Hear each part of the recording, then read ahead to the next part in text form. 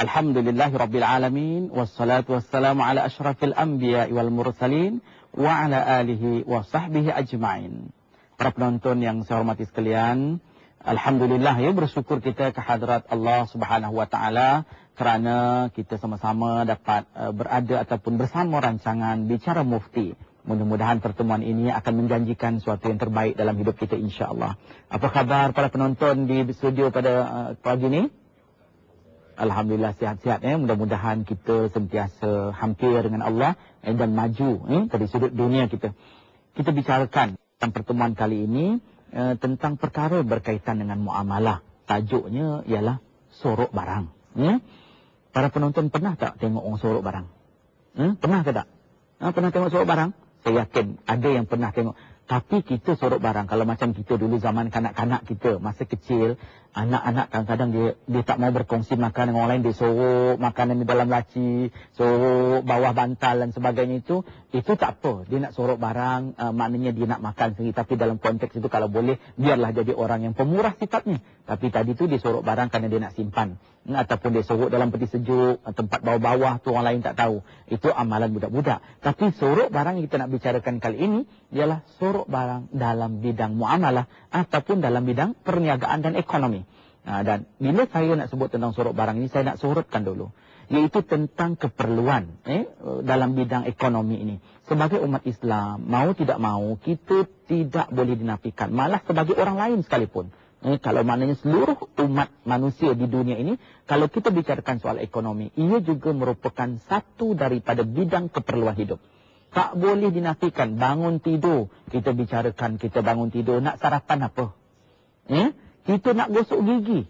Itu juga soal ekonomi. Kalau tak ada berus gigi, tak ada duit nak beli berus gigi, tak ada ubat gigi, apa jadinya dengan gigi kita yang sari sudut tak gosok dan sebagainya. Maknanya kita bangun, ada sarapan, perlukan duit, nak beli air, nak beli makanan. Ekonomi sangat diperlukan, tidak dinafikan.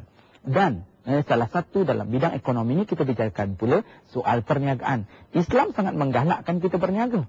Tapi masalahnya ada di antara orang-orang yang melibatkan diri dalam perniagaan ini tidak begitu peka dengan soal hukum hakam. Ini masalah dia. Tak peka dengan hukum hakam, kadang-kadang langgar, ikut dan. Perniagaan itu memang halal, memang dibenarkan. Tapi ada perbuatan-perbuatan, amalan-amalan dalam perniagaan itu tidak dibenarkan oleh agama. Tapi kerana kegairahan, kita pun sorok barang. Kerana kita nak mengaut untung yang lebih. Sorok barang, kalau kita bicarakan dalam fiqh, dalam ekonomi dan sebagainya, selalu disebut istilah Arab, perbuatan ihtikar. Jadi kalau kita sorok barang tadi, dengan niat kita untuk mengaut keuntungan yang lebih. Kalau kita sorok barang, maknanya bukan sorok, maknanya itu kita simpan barang untuk keperluan kita sendiri, tak ada masalah. Tapi ini niat dia, dilakukan sorok barang itu kerana nak mengaut keuntungan yang lebih dalam bidang perniagaan. Dia akan tunggu dan intai. Bila barang itu mendapat permintaan yang sangat tinggi, maka dia akan letakkan harga itu tinggi. Maka kita lihat di situ, dia akan mengaut keuntungan yang lebih. Di sinilah perkataan sorok barang itu tadi perlu kita fahami dan kita tahu apa sebenarnya sorok barang. Kita galakkan, kita nak berniaga. Memang Rasulullah pernah tunjuk contoh berniaga itu suatu amalan yang baik. Jadi kita digalakkan untuk berniaga. Tapi ingat, jangan melakukan perbuatan-perbuatan yang ditegah dalam perniagaan itu, supaya rezeki kita diberkati oleh Allah Subhanahu wa Ta'ala. Jangan kita macam saya sebut tadi, berniaga-berniaga, nak dapat untung, nak dapat kelebihan, nak dapat mewah, nak dapat harta dan sebagainya. Tapi kita lupa daratan. Kita kena ingat itu, nafsu kita sebagai manusia. Bila kita nyatakan tentang keinginan, kadang-kadang nak diberikan satu wadi atau lembah emas. Kita dah satu lembah emas. Tapi nafsu kita akan berkata, saya nak satu lagi lembah emas. Itulah nafsu manusia. Dia inginkan kelebihan, dia inginkan kekuatan, dia inginkan keuntungan. Tapi biarlah dengan cara yang betul. Tak salah kalau kita nak harta kita lebih. Tak ada masalah. Malah dalam Islam memang tidak pernah menghalang kita untuk mendapat keperluan hidup dunia. Malah Allah sebut dalam Al-Quran, wabtaghi fima ataakallahu daral akhirah wa la tansa nasibaka minad dunya. Carilah kehidupan kamu di akhirat, tapi jangan kamu lupa habuan kamu di dunia. Itu Allah dah perintahkan kepada kita, carilah kehidupan akhirat tentang habuan kita di dunia. Kita nak berniaga, nak dapat keuntungan. nak maknanya kelebihan harta. Buatlah, lakukan. Cuma perlu diingatkan, perlu diambil perhatian supaya tidak melakukan keburukan dan juga melanggar hukum hakam Allah Subhanahu wa taala dan adab-adab yang ada dalam Islam itu. Kita jarang juga bercakap tentang sorok barang ini. Tapi dalam pertemuan dalam Rancangan Bicara Mufti ini, saya rasa satu tajuk yang sangat menarik dan saya mengharapkan para penonton mungkin ada soalan-soalan yang tentang sorok-sorok barang ni. Silakan, ada soalan tak para penonton? Assalamualaikum warahmatullahi taala wabarakatuh. Saya Sumudi bin Haji Anis, wakil dari kawasan Pantai Damai. Saya ada satu soalan untuk Ustaz. Apakah hukum menyorok barang dengan niat untuk mendapat untungnya lebih? Okey, terima kasih kepada soalan tu. Jadi kalau kita lihat tadi apa hukum ni, bila tanya tentang hukum ni lah, saya ada sedikit mukadimah kita gambarkan ni tentang menyorok barang ini. Dalam tentang sorok barang ni selalu juga disebut tentang ihtikar. Iaitu yang disebut tadi ihtikar itu menyorok barang keperluan supaya harganya naik.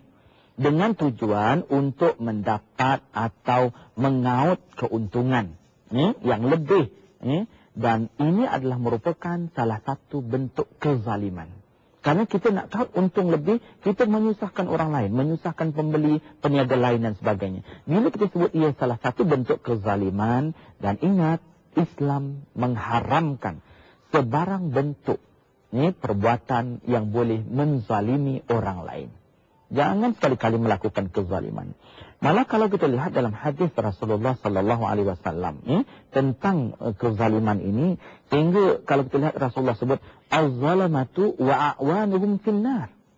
Nabi kata maksudnya melakukan kezaliman dan kuncu-kuncu mereka. Kuncu-kuncu yang melakukan kezaliman itu siapa saja bekerjasama, termasuk orang tu kalau kita lihat menyorok barangnya, kita bawanya, kuncu-kuncu dia, kita bawa barang itu, kita simpannya, kita jaga storenya.